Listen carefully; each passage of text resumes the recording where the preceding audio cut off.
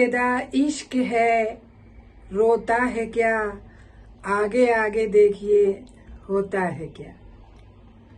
Hi, this is Imara and this is my show pure history. आज का show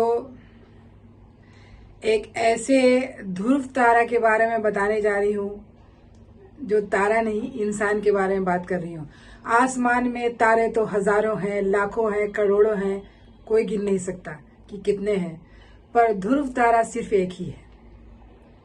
इसलिए आज मैं बात करने जा रही हूँ BR अम्बेडकर, यानी भीमा जी राम जी अम्बेडकर।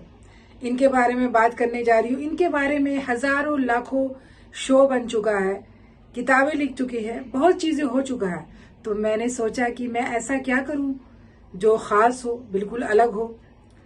क्योंकि मैंने सोचा क्यों नहीं मैं इनके जिंदगी का कोई खास पन्ना पलटती हूँ, ताकि लोगों को मैं कुछ अलग चीजें बता सकूं। मैंने उनकी जिंदगी में खास पॉइंट ऑफ व्यू उठाया है। He was most educated person in the world and 32 degree holders. इतिहास रचयिता तो दुनिया में बहुत है, पर इतिहास को बदलने वाला कोई एक होता है, और वो थे डॉक्टर BR अम्बेडकर। उनके ऊपर, उनके बारे में सैकड़ों किताबें लिखी हुई हैं एंड उनकी खुद की लिखी हुई किताब ऑटोबायोग्राफी, जिस किताब का नाम है वेटिंग फॉर वीजा। ये नाम ही अपने आप में बहुत ही अद्भुत है, वेटिंग फॉर वीजा। इस बुक में उन्होंने आज के समाज के ऊपर उन्होंने एक जन्नाटेदार तमाचा मारा और इंसान को इंसान होने का अधिकार मांगा। हम सब बुद्ध की नगरी में रहते हैं, बुद्ध की नगरी के निवासी हैं। ये बोधिसत्वा का देश है, चारों तरफ बुद्ध ही बुद्ध। बुद्ध का देश यानी करुणा, समानता, एकता, सब बराबर, यानी दिल में कितना ममता। गौतम बुद्ध ऐसी नगरी में आगे चलकर लोगों ने वर्ण व्यवस्था, जाति, छोटी जाति, बड़ी जाति, छुआछूत जैसी ऐसी बहुत सारी चीजों को आगे चलकर कुप्रथाएं स्टार्ट कर दिया। गौतम बुद्ध ने कहा था कि भाग्य जो है वो बारिश का पानी है, और क्रम यानी काम आपका कुएं का पानी है। बारिश के पानी के सहारे आप जिंदगी नहीं गुजार सकते, क्योंकि आपको जिंदगी गुजारने के लिए कुएं की पानी की जरूरत पड़ेगी, तभी आप अपनी जिंदगी को गुजार सकते हैं और अपनी जिंदगी को आगे बढ़ा सकते हैं। और गौतम बुद्ध ने कहा था कि किसी भी चीज से इमोशन, लगाव हानिकारक होता है, वो दुख का कारण होता है।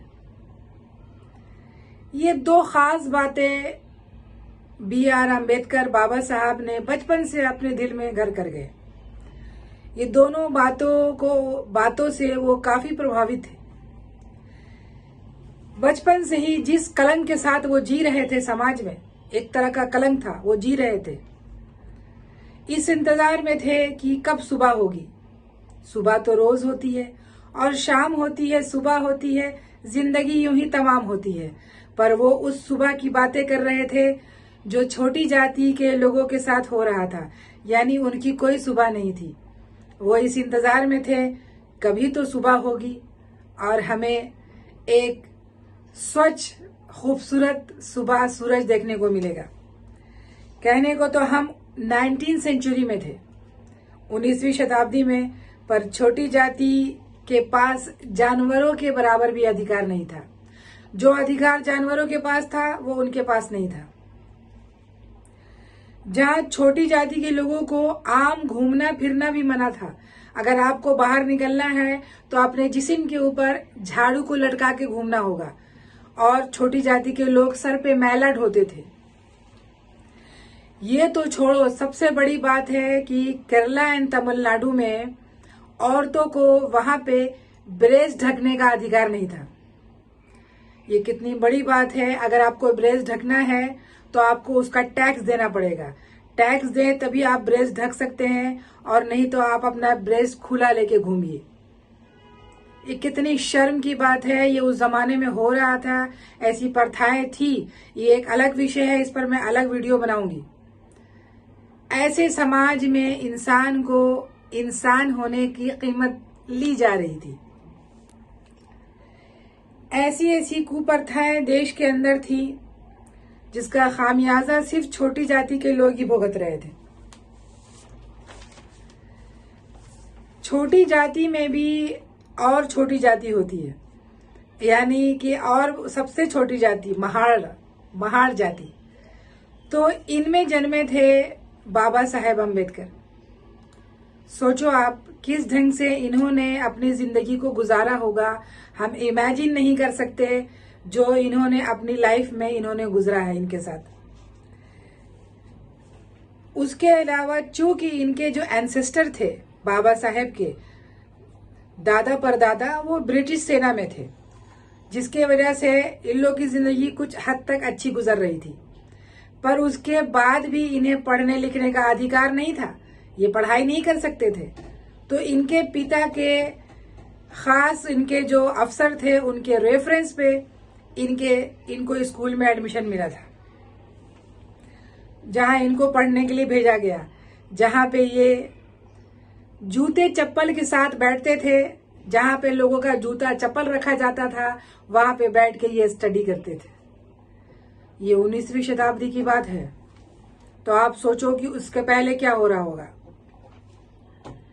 उसके बावजूद इन्होंने अपनी पढ़ाई की और ये पढ़ रहे थे और ये जी रहे थे, ये जान गए थे कि हमें कुछ ना कुछ तो करना पड़ेगा।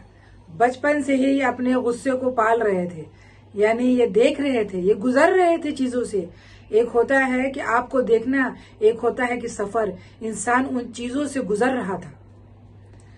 इन्होंने बीए की डिग्री बॉम्बे के मशहूर कॉलेज एलिफिस्टन कॉलेज से ली एंड कोलंबिया या लंदन कॉलेज से इन्होंने पीएचडी किया। 14 अप्रैल 1891 में जन्मे बाबा साहब अपने ही देश के लिए वीजा मांगते रहे। वेटिंग फॉर वीजा करते करते आखिर 65 साल की एज में इनका देहांत हो गया और इनको वीजा नहीं मिला। इनकी किताब है जो वेटिंग फॉर वीजा, ये वीजा के इंतजार में थे कि काश हमें भी इस देश का वीजा मिलेगा और हम इंसानों की जिंदगी जिएंगे, पर नहीं मिला। 20 मार्च 1927 को महार सत्याग्रह किया गया था, इन्होंने किया था। ये किस लिए किया था इन्होंने महार सत्याग्रह? ये कह रहे थे कि क्या हमें पीने का पानी नहीं मिलता, क्या हमें कोई चीजें नहीं मिलती हैं? हमें सब चीज है, सब चीजें हमारे पास है, पर चूंकि हम इंसान हैं, इंसान होने का अधिकार नहीं है मेरे पास। इसीलिए इन्होंने महार सत्याग्रह किया और उन्होंने कहा कि जो अधिकार जानवरों के पास है वो हमारे पास नहीं है, और मैं इंसान को इंसान होने का अधिकार दिलाकर रहूंगा। उनकी किताब apart the life and thought B.R. Ambedkar में अशोक गोपाल लिखते हैं कि महार सत्याग्रह के बाद जो ऊंची जाति के लोग थे, श्रवण, उन लोगों ने छोटी जाति की औरतों और बच्चों को बुरी तरीके से मारा था, बहुत मारा, फिर शुद्धिकरण किया था कुएं का। My life with doctor Ambedkar में उनकी पत्नी सावित्री अम्बेडकर लिखती हैं वो कहानी, जब वो महाराष्ट्र में कोरेगांव जा रही थी, गुजर रही थी अपने पिता से मिलने, तो रास्ते में उनको गाड़ी पे नहीं बैठने दिया गया, उन्हें उतार दिया गया वो बैलगाड़ी पे। भूखे प्यासे पूरा परिवार किस ढंग से गांव तक पहुंचा, ये सिर्फ वही बता सकते हैं। इन्होंने अपनी पूरी किताब में ये बातें लिखी है।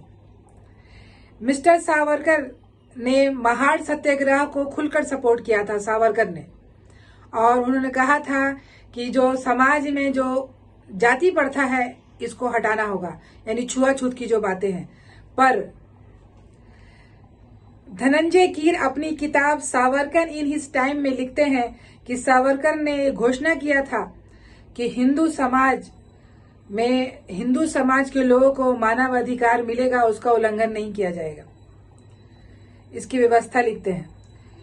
Annihilation in caste of Ambedkar में लिखा है कि जब, यानी खुद अम्बेडकर ने लिखा है, इनकी किताब है एनहिलेशन ऑफ कास्ट। इन्होंने लिखते हैं कि जब तक हिंदू समाज जाति विहीन नहीं होगा तब तक भारत देश आजाद नहीं होगा। ऐसी आजादी किस काम का?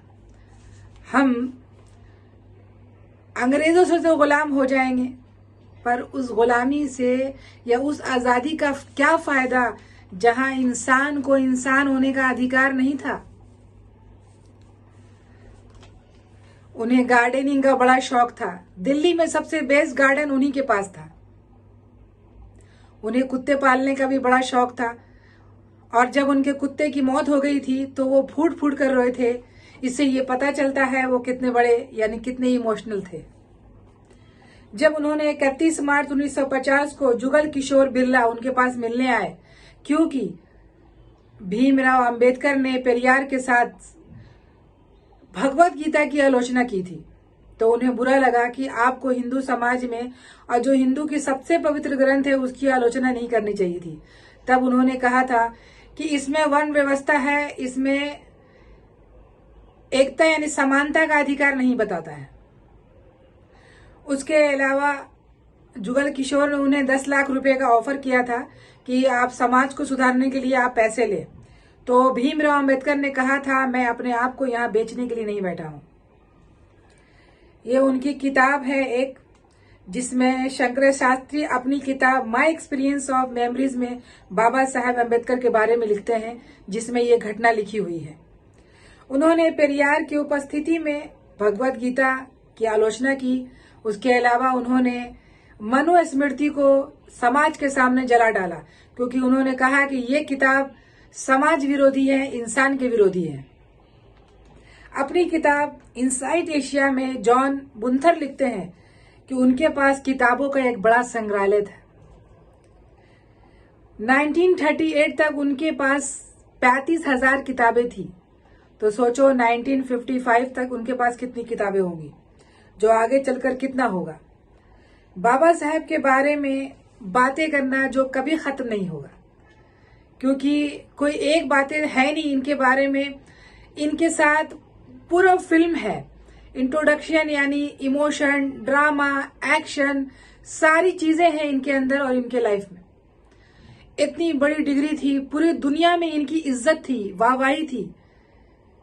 ये चाहते तो अपनी जिंदगी आराम से लंदन, अमेरिका में गुजार सकते थे और छोड़ सकते थे, पर इन्होंने भारत को चुना। क्यों? क्योंकि वो अपने साथ जानते थे कि उनके जो पीछे इतने सारे जो लोग हैं उनका क्या होगा, उनकी जिंदगी कैसे गुजरेगी और उन लोगों को समाज में अधिकार कौन दिलाएगा। इस वजह से एक बार बीबीसी के इंटरव्यू में उन्होंने कहा था, यानी भीमराव अंबेडकर एंड महात्मा गांधी का कभी एक दूसरे के साथ नहीं बना। दोनों के ओपिनियन बिल्कुल अलग थे, दोनों का विचार अलग था, दोनों की सारी चीजें अलग थी, पर इसका मतलब ये नहीं वो दुश्मन थे। दोनों की विचार अलग थे। उन्होंने इंटरव्यू में कहा था कि पता नहीं लोग महात्मा गांधी में या गांधी में इतना इंटरेस्ट क्यों लेता है, वो सिर्फ एक देश के हिस्सा है, कोई युग निर्माता नहीं है। ये भीमराव अंबेडकर ने कहा था। कहने का मतलब है कि उनको भारत रत्न दिया गया था 1990 में, बहुत पहले ही देना चाहिए था। एक ऐसी शख्सियत भीमराव अंबेडकर, जिन्होंने इतिहास को पलट दिया और अपनी जिंदगी को यहीं रखा, जिनके हाथ में संविधान लिखने की ताकत आई। उन्होंने संविधान लिखा लोगों के साथ मिलकर, और लिखकर अपने दिली सुकून से उन्होंने इन सारी चीजों को उसके अंदर लोगों को अधिकार दिया।